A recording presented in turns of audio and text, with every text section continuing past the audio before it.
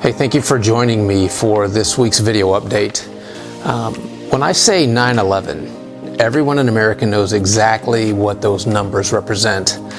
Most, and I'm actually curious if it's not all of us. I mean, we know exactly where we were and what we were doing when we got the news, or maybe you got to watch it, you watched it happen in real time.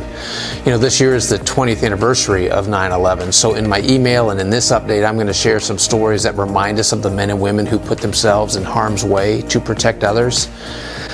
One of them is Stephen Siller.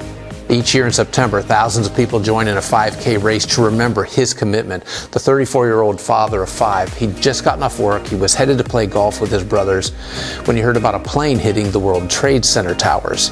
Now, this firefighter from Squad 1 in Brooklyn turned his truck around and headed for Manhattan. Not being able to drive through the Brooklyn Battery Tunnel, Siller parked his vehicle. He threw on over 60 pounds worth of equipment, and he ran more than 3 miles to the disaster. His entire squad perished that day. His story of heroism was memorialized in 2002 with a run that retraced his steps. And since that time, the race has become an annual event attracting over 25,000 participants and has spread to more than 50 other cities. One of those races, it starts at Pearl Harbor and it ends at the USS Arizona, which provides a link between the two worst attacks ever on U.S. soil.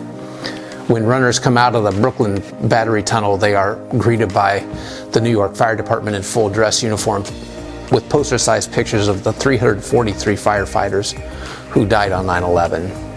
That race, by the way, ends near Ground Zero. The proceeds go to support troubled teens on Staten Island, provide scholarships, and build homes for quadriplegic veterans returning from Afghanistan and Iraq. Siller's parents died by the time he was 10, so he was actually raised by his much older brothers. One of them, Frank, said, "It just brings me to my knees that Stephen inspired so many people to come together through his actions and how he lived his final moments." And this Sunday when we gather for worship, we're going to take time to remember the day, and we're going to mourn for those who lost their lives helping others.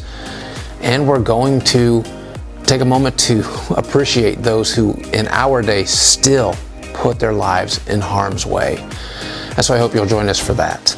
Hey, this Sunday I get to kick off a series that will walk us through the Lord's Prayer. And as we prepare to look at this together, we're going to be reminded that Jesus was giving us the framework for what ought to be included in our prayers, more than actually just giving us the exact words he wanted us to recite.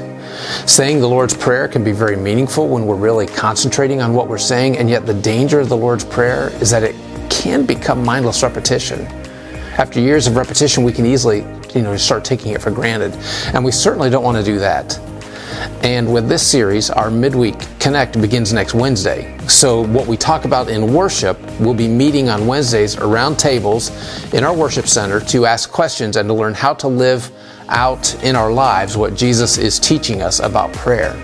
And if you haven't registered, you can still do that at the Church Center app or the link up from our Facebook page or from our website. Now, whether you join us online or on campus, I'm looking forward to seeing you this weekend.